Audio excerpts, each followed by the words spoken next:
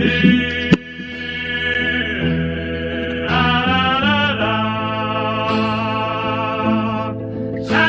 geldin. Sen geldin. Zaman durdu bir an. Kalbim sessiz kapandı, sabah adını fısıldadı sözlerin. Dudağımda ince bir iz bıraktı, dünya dönüyordu, biz yavaşça onun kalbine yerleştik. Gözlerindeydi içime rüzgar, yönünü unuttu, güller açtı.